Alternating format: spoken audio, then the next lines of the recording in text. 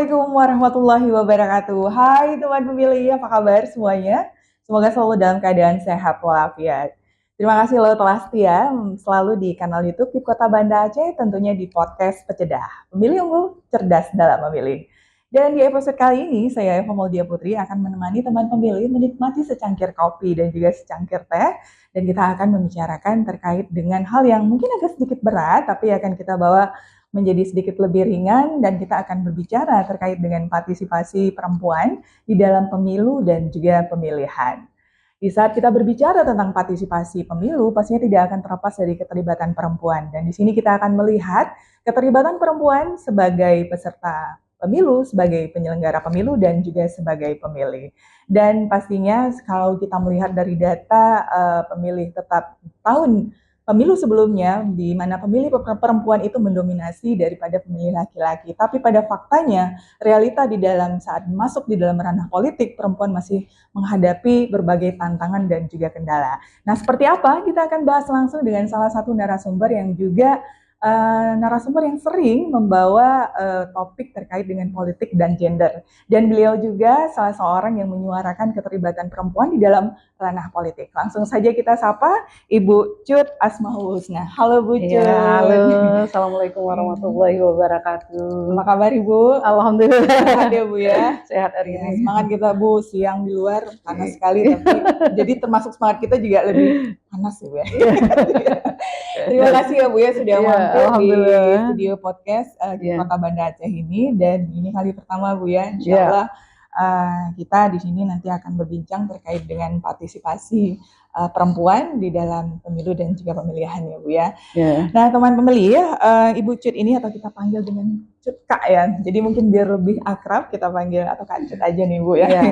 Iya, Kak Cut ini adalah salah satu alumni dari IAIN Aranyeri Banda Aceh dan juga Magister Sekolah Tinggi Ilmu Administrasi Institut Magister Manajemen Indonesia Jakarta di tahun 2010, dan beliau juga dosen di FISIP Universitas Teguh Umar Aceh dan pernah menjadi tenaga ahli di DPRA dan juga memiliki pengalaman profesional di beberapa lembaga internasional seperti USAID, World Bank, dan juga UN Volunteer di Aceh. Dan juga kerap aktif di beberapa ormas dan juga LSM perempuan seperti Inong Aceh, Porhati, dan Perempuan untuk Solidaritas Peduli Aceh. Bu Cut, ini kalau kita ngelihat kondisi Indonesia saat ini ya Bu ya, ruang untuk perempuan itu sudah ada. Ini bisa kita lihat dari regulasi yang ada, di mana regulasi tersebut itu menegaskan bahwa setiap partai politik yang akan masuk di dalam kontestasi politik, mereka harus mendaftarkan bakal calon calon legislatifnya minimal 30% ada keterwakilan perempuan di semua daerah pemilihan. Itu untuk di pusat ya Bu ya. Kalau di daerah memang sifatnya masih dalam memerhatikan gitu. Dan yang kedua, kalau kita juga melihat dari pemilu-pemilu sebelumnya bahwa memang keterlibatan perempuan ini ada perkembangan ya. Artinya jumlahnya ada perkembangan walaupun secara total, secara nilainya itu masih juga belum mencapai 30% seperti yang disebutkan di syarat itu tadi. Nah, ini kira-kira seperti apa ya Bu ya? Tapi sebelum kita melangkah lebih jauh, mungkin bisa kita awali dengan sebenarnya seberapa penting ya Bu ya perempuan itu di dalam ranah politik? Apakah tidak bisa laki-laki saja nih yang bisa mewakili gitu kan kepentingan perempuan? Seperti apa Bu? Baik Kak Epa dan teman-teman semuanya yang tentunya juga masih sering ikut podcast yang dilaksanakan oleh Kibanda Aceh. Pertama saya sampaikan apresiasi untuk teman Kibanda Aceh mengundang kami hari ini dalam rangka Pecidah nama programnya ya. Saya senang karena berbicara tentang politik perempuan ini kan terus harus disuarakan di tengah kondisi kita saat ini. Memang kalau kita lihat ruang kebijakan bahwa perempuan itu sudah diberikan ruang secara afirmatif 30% di dalam kebijakan ya, di dalam undang-undang kepemiluan. Namun kenapa penting ini kemudian perlu dibahas terus begitu ya? Kalau misalnya mungkin orang bilang kenapa perempuan terus berbahas tentang dirinya begitu ya? Karena kenapa penting untuk dibahas? Sebenarnya bukan soal perempuan, tapi bagaimana menghadirkan demokrasi yang lebih inklusif sebenarnya. Jadi menghadirkan banyak pihak ya, jadi termasuk perempuan di dalamnya. Jadi kalau kita lihat dari data yang tadi sudah disebutkan bahwa bukan hanya di Banda Aceh terutama ya, tetapi juga provinsi. Kalau kita lihat data penduduk Aceh itu dari 5 ribu sekian, penduduk Aceh itu hampir setengah itu adalah perempuan. Jadi sekitar 2,68 berapa gitu itu adalah perempuan. Hampir dekat dengan jumlah laki-laki gitu ya. Dan ini yang kemudian yang harus diperhatikan gitu, bahwa sasaran pembangunan itu adalah perempuan. Jadi kenapa penting untuk kemudian kita bahas ini, bahwa perempuan itu tidak hanya hadir sebagai penerima manfaat ya seharusnya, tetapi juga seharusnya juga sebagai pelaku ya, pelaku pembangunan. Jadi pelaku itu mulai dari perencanaan penganggaran di awal sebagai entry point pembangunan, lalu kemudian implementasi dari perencanaan pembangunan, pengambilan keputusan, ini menjadi penting kita hadir begitu. Kenapa? Karena kitalah yang akan berbicara tentang responsif gender dan bagaimana memastikan keadilan untuk semua pihak. Jadi itu yang 3 poin penting itu yang menjadi penting kenapa kita harus berbicara perempuan hadir dalam politik gitu. Pertama adalah soal bagaimana keadilan yang demokrasi yang inklusif, yang kedua bicara soal keadilan sosial dan juga keadilan semua rakyat begitu ya. Yang ketiga adalah soal ini memang harus terlibat secara partisipasi penuh, bahwa perempuan tidak hanya menikmati tetapi juga adalah ikut serta supaya responsif terhadap isu-isu gender dan isu-isu GESI. Bukan hanya perempuan, tentu anak juga, disabilitas juga begitu ya. Makanya kita perlu hadir. Ini adalah soal bagaimana mewujudkan demokrasi yang saya sampaikan tadi secara inklusif gitu Kak Eva. Jadi kalau kita melihat sekarang di masyarakat itu kan ada stereotip ya Bu ya, bahwa memang politik ini sepertinya ranah maskulin, hanya lelaki gitu ya. Nah, apakah stereotip ini juga menjadi penghambat nantinya terhadap keterlibatan perempuan di dalam politik ini? Ya, memang kalau kita lihat salah satu tantangan dari keterlibatan politik perempuan, perempuan dalam politik adalah satunya adalah soal pikiran masyarakat, perspektif masyarakat terhadap kehadiran perempuan ya, seakan-akan perempuan itu tidak boleh hadir di ruang. Orang kan berpikir politik juga kadang salah menerjemahkan. Jadi ketika menerjemahkan politik itu adalah kekuasaan, bukan sistem pemerintahan, bukan suatu kebijaksanaan yang ada di dalamnya, gitu kan. Jadi itu yang kadang keliru orang, kenapa perempuan kemudian tidak boleh hadir secara nyata begitu ya. Jadi seakan-akan ini politik itu hanya bicara kuasa dan perempuan tidak mampu untuk itu gitu ya. Jadi ketika suatu urusan katanya, apalagi salah menerjemahkan, ketika suatu urusan diberikan kepada perempuan maka harus salah urusan itu. Ini kan sebenarnya tidak fair gitu ya. Bahwa soal pemerintahan, soal politik itu adalah lengkap. Dia bicara soal sistem pemerintahan, bicara soal kebijakan, bicara soal kebijaksanaan, bicara soal demokrasi. Jadi banyak hal yang sebenarnya diartikan tentang politik itu sendiri. Jadi kehadiran perempuan ini sebenarnya juga yang dikhawatirkan itu ya, bahwa ketika perempuan punya kekuatan, sebenarnya itu sebenarnya ketika perempuan berdaya, perempuan kekuatan, itu akan lebih istilahnya kalau bahasa Aceh kribangke daripada bandiko. Ya kan? Ini yang sebenarnya masih ada kekhawatiran, sehingga juga bahwa ini adalah biarlah kami laki-laki yang ngurus, perempuan ngurus saja di rumah gitu ya. Ini yang juga menjadi memang salah satu tantangan kalau kita lihat di antara tantangan soal biaya politik yang perempuan itu masih takut-takut begitu ya. Yang kedua soal yang berikutnya adalah soal peran ganda perempuan, itu yang sebenarnya yang dikhawatirkan begitu. Oh, ketika perempuan maju di dalam politik nanti yang lain itu bakal ketinggalan gitu. Padahal orang-orang ada yang lupa bahwa perempuan itu ternyata mereka punya kekuatan yang berbeda. Dia tidak hanya bisa mengerjakan satu hal dalam satu waktu, tapi bisa mengerjakan banyak hal dalam satu waktu. Multi talenta perempuan itu kan itu yang sebenarnya harus juga bahagian yang harus disadari untuk saat ini. Apalagi sekarang kan zamannya digital ya. Jadi meskipun perempuan masih dihadapkan, tantangan lainnya adalah soal bagaimana perempuan juga masih menghadapkan soal di dalam dunia digital seperti body shaming dan bully dan yang lain-lain gitu ya, yang merendahkan perempuan. Ini yang terjadi untuk saat ini selain tantangan yang tadi. Itu menarik juga dengan tadi pemahaman dari politik itu sendiri. Ini sangat penting memang di depan ya, apalagi pemilih kita di sini kaum perempuan juga dan ada anak-anak muda juga. Nah, kadang-kadang kalau kita berbicara memang politik, itu politik nggak ada urusan sama kita, mau itu anak muda, mau yang ibu-ibu yang jualan aja, kadang-kadang ini berapa harganya. Padahal itu penentuan harga juga berkaitan dengan politik ya Bu ya. Betul, soal inflasi ya. Hari-hari itu juga sangat menentukan. Jadi di sini tetap peran perempuan ya, harus ada ini. Tapi kalau menurut pandangan Ibu ya tadi, ada nggak sih pengaruh patriarki ya di saat perempuan ini mau mencalonkan diri sebagai caleg gitu kan? Atau kayak tadi kadang-kadang ngapain perempuan di rumah aja, perempuan ngurus anak aja gitu ya. Itu gimana itu Bu? Ya memang kita bisa bilang bahwa ini tergantung daerah. Ada pihak-pihak yang memang masih berpikir begitu ya. Tapi bagi Kota Banda Aceh sebenarnya tantangannya adalah Banda Aceh ini kan kalau kita lihat dia sudah urban. Dia sudah kelompok masyarakat yang homogen bukan heterogen. Tingkat pendidikan kualitas perempuan juga tingkat sudah pendidikan yang tinggi rata-rata kita. Kalau kita lihat indeks pembangunan manusia, kalau di Banda Aceh itu dari sisi pendidikan itu sudah jauh lebih bagus. Seharusnya tingkat pemahaman terhadap kepentingan politik, hadirnya perempuan dalam politik itu juga harus lebih tinggi seharusnya begitu ya. Yang kedua, kalau kita lihat juga Kota Banda Aceh ini adalah daerah yang memang sudah maju di dalam dunia digital, begitu ya.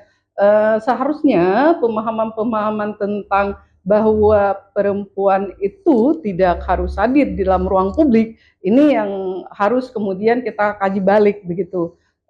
Ini yang sebenarnya itu kan dulu mungkin di daerah-daerah yang pedalaman ada pikiran begitu. Kalau di kota barangkali kekhawatirannya bukan itu gitu. Bukan soal patriarki bahwa kehadiran perempuan dikhawatirkan nanti menguasai, tapi justru khawatir bahwa perempuan itu hadir nanti hal yang lain tidak bisa dilaksanakan. Apa itu? Gitu ya kan? Karena peran ganda tadi yang kalau kita lihat ya soal peran ganda, nanti soal rumah tangga dan yang lain yang tadi saya sebutkan gitu ya. Bahwa soal bagaimana kemudian walaupun ada sih sebenarnya ya perempuan di rumah saja lah, nggak usah urus gitu, terutama di tingkat, kalau kita lihat bukan hanya di tingkat pemilih soal DPRK, soal pimpinan ya, tapi banyak di kampung yang terjadi justru gitu ya. Perempuan tidak boleh jadi tuhaput misalnya gitu ya kan. Karena itu khawatirnya bahwa nanti perempuan tidak mampu untuk menyeimbangkan antara pekerjaan di ruang publik dengan pekerjaan domestik. Padahal untuk saat ini kan sebenarnya itu masih bisa dilaksanakan begitu ya. Pinter-pinter memanage. Iya, sebenarnya kan bagaimana memilih perempuan cerdas dalam hal itu gitu ya. Itu menjadi penting sama dengan program ini ya kan. Bagaimana kemudian membuat orang itu menjadi cerdas di dalam memilih, dan juga perempuan yang dipilih juga cerdas membagikan waktu, cerdas dalam politik, dia paham tentang visi misi bagaimana kemudian negara ini dibangun atas dasar atas dasar bersama ya, mewujudkan demokrasi yang inklusif tadi gitu. Itu Kak. Ya. Kalau kita berbicara politik tuh sebenarnya kadang-kadang ada stigma politik tuh kejam ya. Dan perempuan di saat berhadapan dengan kondisi-kondisi tertentu dia akan kesandung ya mungkin di situ. Nah, kalau kita melihat dari sejarah Aceh ini kan bisa kita bilang perempuannya cukup tangguh ya, misalnya karena kalau kita berusaha melihat story sejarah Aceh, kita ada Cut Nyak-Dien, ada Cut Mutia gitu ya, dan beberapa lainnya juga yang menjadi garda terdepan di saat masa-masa sulit dan saat kita berjuang gitu. Nah, karakter-karakter tangguh ini menurut Kak Cut ini ada melekat nggak di jiwa-jiwa politisi perempuan yang ada di Banda Aceh, dan kira-kira peran perempuan di dunia politik elektoral di Kota Banda Aceh itu seperti apa? Ya, kalau kami justru melihat lebih hebat perempuan zaman dulu, zaman masa Kesultanan. Kita dulu ada Kemala Hayati, kita dulu ada Sultanah Ratu Safietuddin sampai Kemala Shah gitu ya kan. Jadi lama Aceh itu dipimpin oleh perempuan, justru lebih maju. Mereka itu bisa melakukan hubungan dengan Inggris, mereka itu bisa melakukan hubungan baik dengan negara-negara luar sampai ke Turki dan yang lain. Nah, justru untuk saat ini kita perempuan Aceh itu seperti kehilangan apa namanya, percaya diri kalau kami lihat. Jadi kalau lihat ada perempuan Aceh ada, tapi antara ada dan tiada, begitu ya, bahwa tidak cukup berani untuk melawan semua tantangan yang ada sekarang. Jadi kan memang zaman itu berbeda dari dulu menghadapi penjajah misalnya gitu, dan juga dulu menghadapi politik yang juga hampir sama laki-laki. Tetapi untuk saat ini tentu berbeda tantangan yang kita hadapi gitu ya. Dan banyak perempuan, kita bisa lihat dari peserta pemilu yang perempuan gitu ya, bahwa perempuan ini kan apa namanya, cukup takut risiko gitu ya. Nanti kalau saya ikut tidak terpilih saya malu. Itu satu. Yang kedua, saya tidak punya uang. Ya, itu ya kan, jadi menilai bahwa antara money politik dengan biaya politik dua hal yang disatukan kadang-kadang. Jadi udah takut duluan. Jadi itu yang menjadi kita bilang lebih hebat zaman dulu dari sekarang. Kenapa? Kalau kita lihat perempuan untuk saat ini itu tidak fighting seperti yang dulu gitu, menghadapi dengan berbagai tantangan gitu ya. Nah, ini yang seharusnya bagaimana partai politik itu tantangan ini yang harus dijawab dengan pendidikan politik menjadi perempuan yang lebih militan gitu ya kan, supaya nantinya muncul perempuan ketika afirmasi meminta 30%, kan kemarin masalahnya itu hampir rata-rata partai politik itu sulit mencari perempuan yang militan, perempuan yang mau fighting, perempuan yang tidak takut menghadapi tantangan gitu. Nah, ini yang paling sulit. Oke, mungkin ada akademisi ya, paham dia pengetahuan, tapi dia juga cari aman dong. Seperti misalnya kayak kami begitu ya, kami juga dituduh kan Kak Cid mampu untuk kemudian mencari ini, tapi kenapa nggak mau masuk di jalur politik gitu ya. Jadi ada juga perempuan kadang-kadang itu, tapi dia udah di dunia akademisi gitu. Nah, ini di masyarakat bahwa partai politik untuk saat ini kalau kita lihat sulit untuk mencari kader yang perempuan yang militan seperti ini. Ini yang menjadi tantangan juga di partai politik, bagaimana kemudian ke depan menjadikan pendidikan politik itu supaya memperhatikan lah gitu ya, tantangan yang dihadapi perempuan ini untuk kemudian mereka mencari calon-calon apa namanya, perempuan yang lebih militan gitu dalam hal menghadapi. Dia paham tentang politik, dia paham kenapa dia harus ikut serta dalam pemilu, dia juga paham kemana dia harus melakukan apa ketika dia duduk di DPR. Ini menjadi penting juga. Ketika perempuan hadir tanpa ada perubahan, orang juga akan melihat bahwa ini tidak akan ada terjadi perempuan. Jadi itu juga akan menurunkan kepercayaan publik terhadap perempuan. Itu kira-kira Kak Ipa ya. Ini saya menarik loh ini Kak Cid ya. Tadi kan di saat kita berbicara demokrasi itu ada inklusivitas, ada kesetaraan, di mana ada gender di sini dengan ada keterwakilan perempuan. Dan tadi Ibu menyampaikan bahwa dari sisi parpol itu agak susah mencari calon yang ibaratnya bisa kita bilang yang capable mungkin ya. Dan tapi apakah apa ya? Di satu sisi parpol ini membutuhkan syarat administrasi tadi. Nah, apakah keterwakilan perempuan ini hanya sebatas untuk memenuhi syarat administrasi dan selanjutnya sepertinya terlihat calon yang sudah dicalonkan dari partai tadi kayak mereka dibiarkan sendiri. Kenapa? Ini nggak tahu juga. Mungkin saya minta pemahaman dari Kak Cut ya. Karena kalau kita melihat dari data calon bakal calon itu kita perempuannya itu 38% dibandingin dengan jumlah total bakal calon pemilih legislatif di DPRK. Dan yang terpilih akhirnya hanya 4 orang.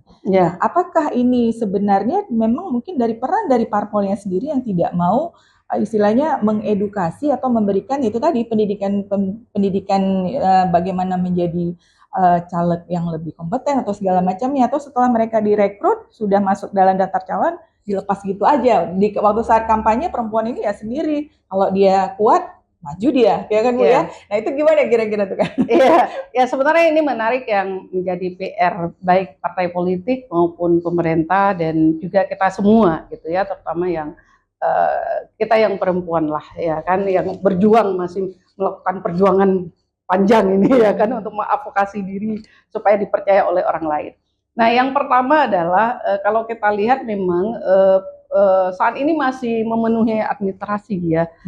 Terbukti dengan beberapa partai politik itu dia mencari keluarga dekat begitu ya kan, mencari saudara, keponakan, malah anak, kadang istri diajak begitu ya, supaya memenuhi kuota itu karena memang tidak boleh mendaftar kalau tidak terpenuhi konfirmasi.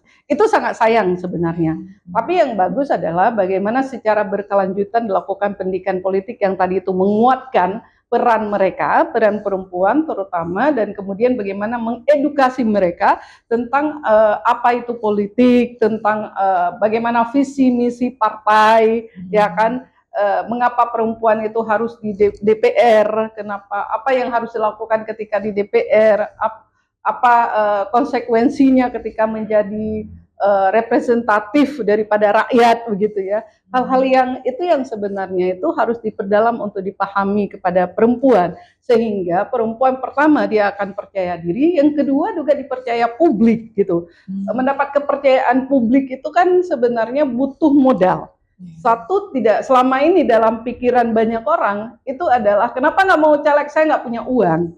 Berarti yang dipikirkan adalah soal modal money-nya gitu ya, bahwa kemampuan SDM dan modal sosial hampir diabaikan gitu. Padahal modal sosial lebih sangat penting di dalam hal bagaimana untuk kita bisa dapat kepercayaan publik. Nah selama ini yang dibangun, yang penting ada duit, saya bisa lah dari DPR begitu. Yang penting sekarang selebgram, ya kan? Digital, ruang digital banyak banyak followernya, saya akan dipilih begitu percaya diri. Padahal kadang modal sosial. Jadi kadang juga nggak bisa bedakan yang tadi saya sudah sebutkan gitu Kak Eva ya, bahwa antara politik uang dengan biaya politik.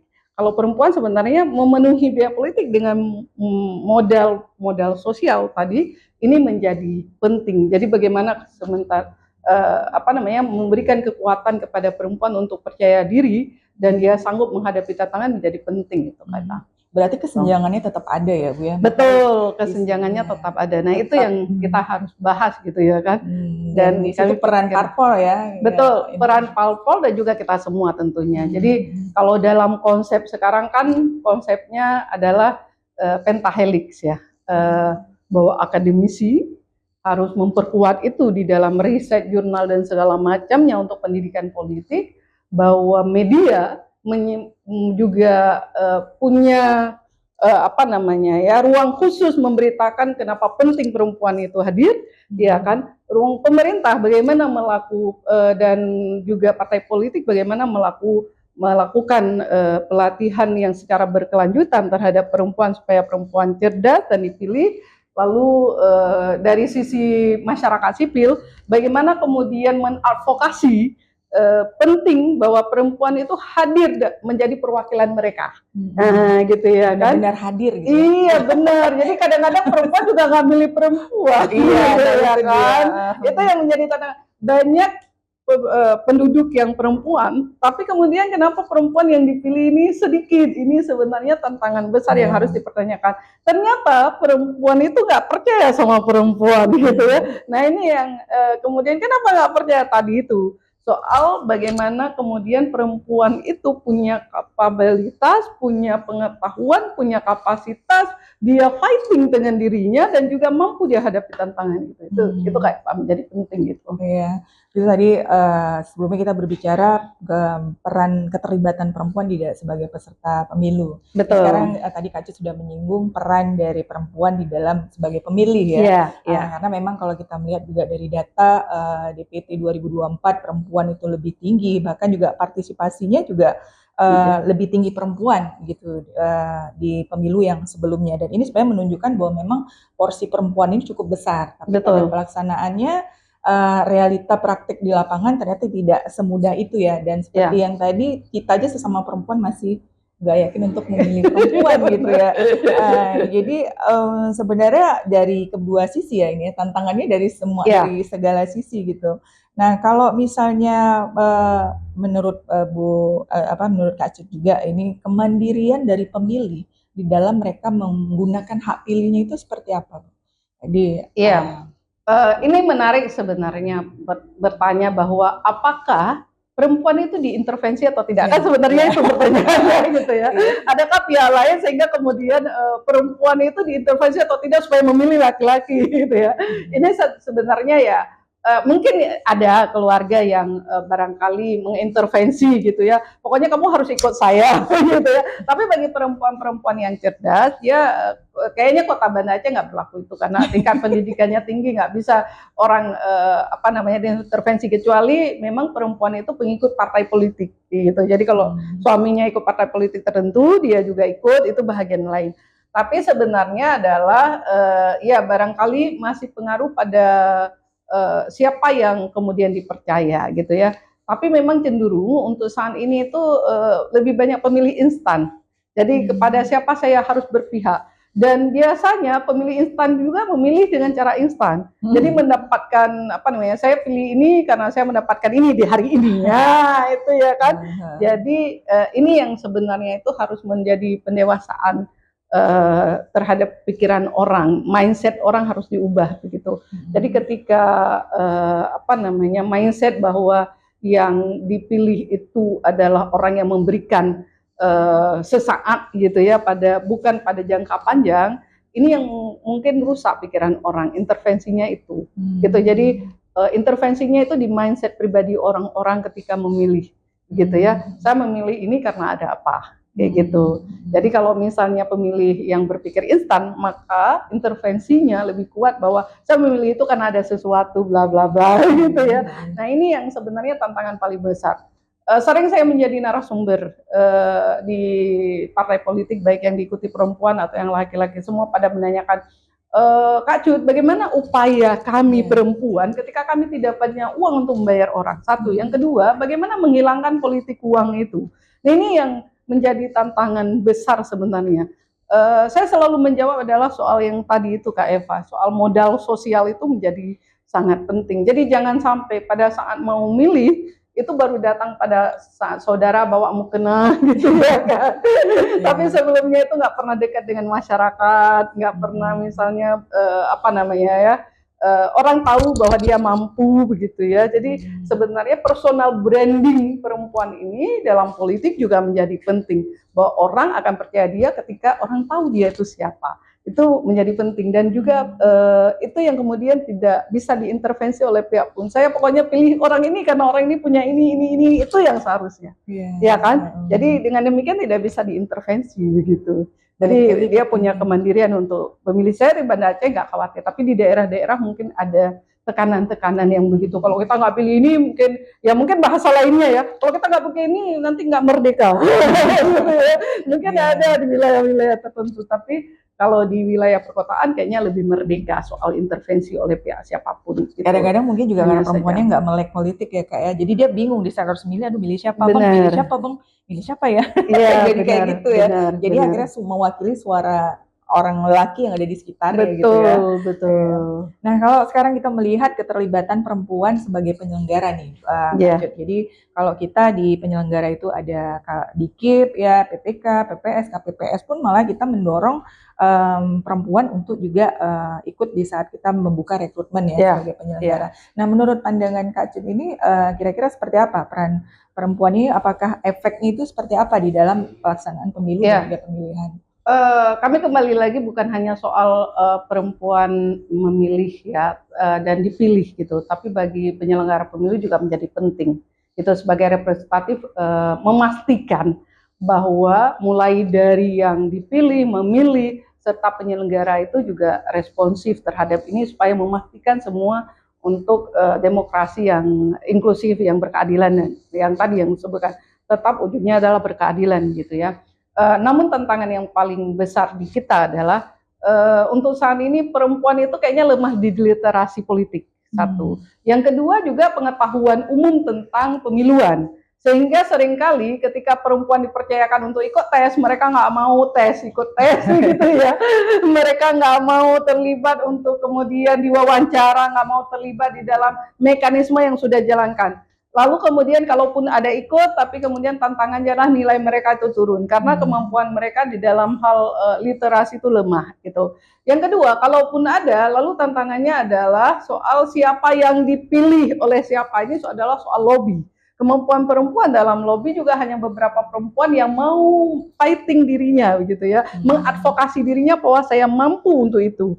Itu dia yang paling penting, karena kan soal pemilihan penyelenggara juga kadang-kadang bukan hanya pada ranah pengetahuan, tapi juga pada ranah politik gitu, terutama penyelenggara pemilu ya, termasuk anggota KI, misalnya anggota komisioner, itu kan dihadapkan pada dipilih oleh anggota DPR, ya kan, dipilih oleh komisi berapa. Nah ini juga meyakinkan mereka untuk kemudian dipilih sebagai penyelenggara, ini menjadi penting gitu. Apakah kemudian kemampuan mereka secara pengetahuan, secara lobby, secara memperkenalkan dirinya, itu menjadi penting. Kalau kami lihat bahwa tetap sebagai penyelenggara perempuan juga sebenarnya harus dilaburkan.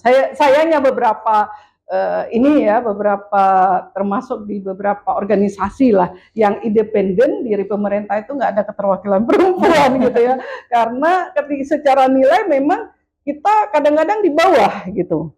Jadi kalau kita lihat, kita nggak bisa nyalakan juga secara perempuan, tapi seharusnya nilai di bawah itu dipilih yang tertinggi di antara perempuan yang lain. Kalau ditanya mana yang lebih baik gitu kan, yang lebih baik kan itu yang paling terbaik di antara yang baik, begitu. Begitu juga kalau ada nilai yang tertinggi, berarti dialah yang seharusnya, walaupun dia nilainya di bawah laki-laki. Ini adalah soal kebijakan. Jadi ini adalah soal kebijakan dan kebijaksanaan para peserta yang para tim sel ya, ketika misalnya menghadapi ada yang seperti itu. Jadi itu yang tantangan kita memang dalam hal penyelenggara, soal kita lemah dalam hal literasi gitu, sehingga pengetahuan kita tentang pemilu kita masih sangat rendah gitu. Perempuan dihadapkan pada pengetahuan yang dianggap minim gitu ya, ditambah lagi soal lobby politik dan negosiasi ya, itu juga menjadi tantangan untuk saat ini kayak Pak. Ya, saya menarik jadinya dengan kalau saya bisa sedikit menyimpulkan dari apa yang disampaikan, bahwa memang ada beban ganda di sini ya, perempuan di dalam dunia peran domestik dan juga di ranah publik ya. Artinya di saat dia harus menjalankan tugas-tugas dia sebagai ibu rumah tangga dan juga berbenturan terkadang masalah cash yang mungkin tidak semua perempuan itu mandiri di dalam secara keuangan, sementara dia harus berjuang di dalam kampanye, belum lagi dengan kadang-kadang politik-politik yang bisa kita bilang politik kejam, politik hitam gitu ya, dan perempuan itu harus tangguh.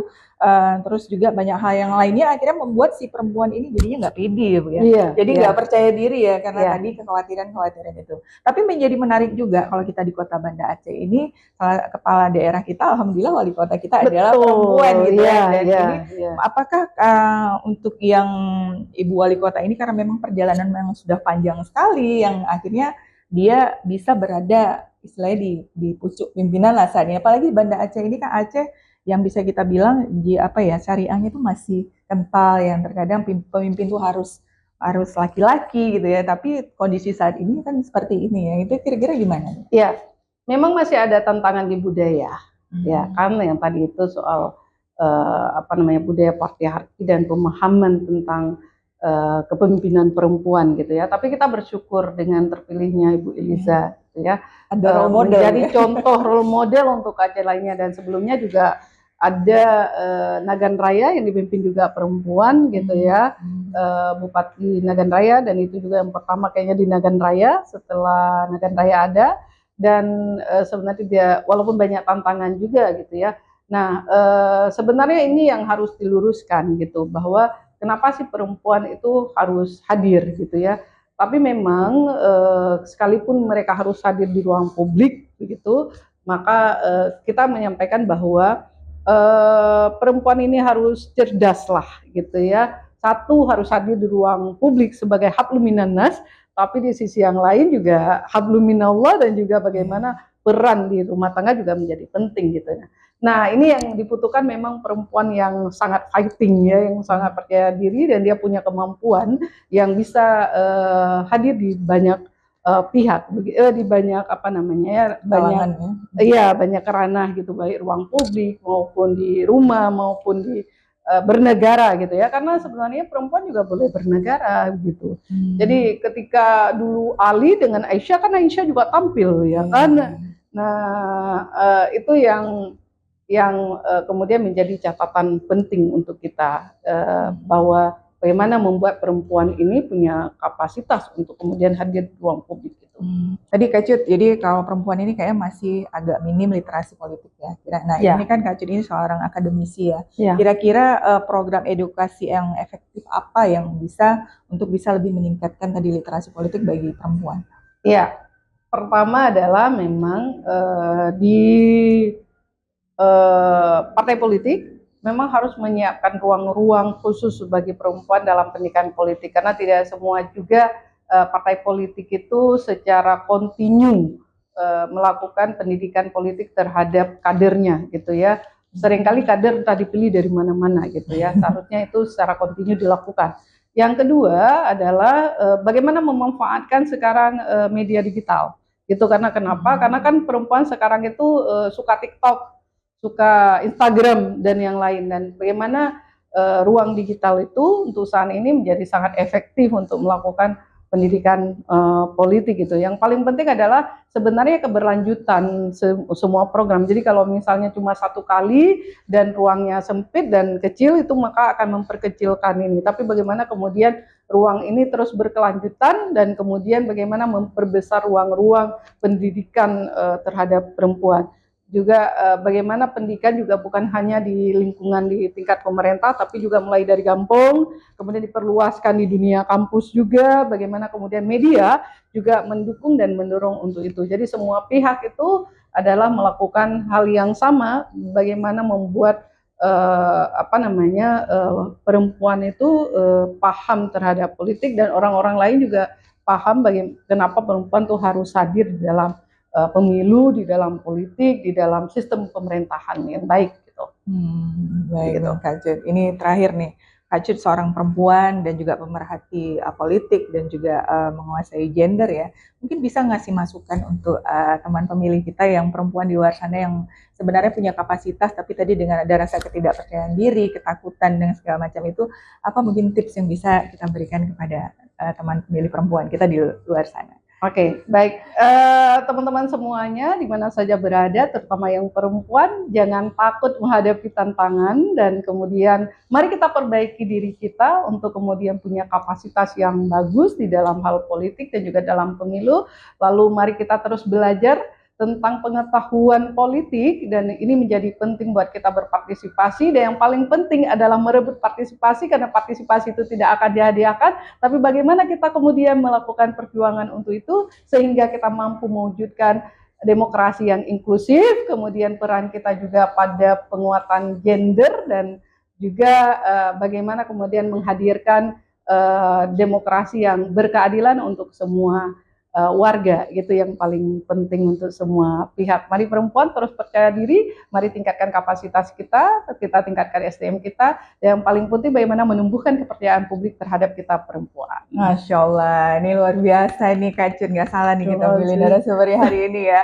Ya, jadi kalau kita bisa simpulkan bahwa keterlibatan perempuan di sini bukan hanya sekedar pemenuhan kuota saja, tapi juga bagaimana bentuk demokrasi kita bisa menjadi lebih terbuka, berkeadilan sosial, dan juga akan terus melakukan perbaikan-perbaikan ke depannya yang lebih baik lagi. Dan pastinya kita sebagai perempuan yang merupakan bagian dari pemilih Kota Banda Aceh juga, gunakan hak pilihnya secara aktif dan juga menjadilah pemilih yang cerdas ya.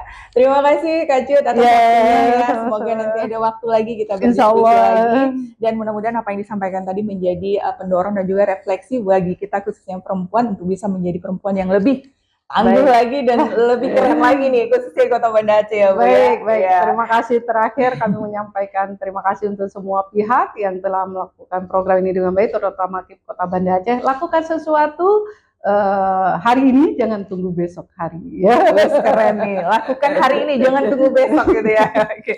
Terima kasih Kak Cut, terima kasih juga teman pemilih yang telah setia ya mantengin kita terus di podcast Peceda, Pemilih Unggul Cerdas dalam Memilih, dan pastinya kita akan ketemu lagi di episode-episode selanjutnya. Sampai jumpa. Assalamualaikum warahmatullahi wabarakatuh. Dadah.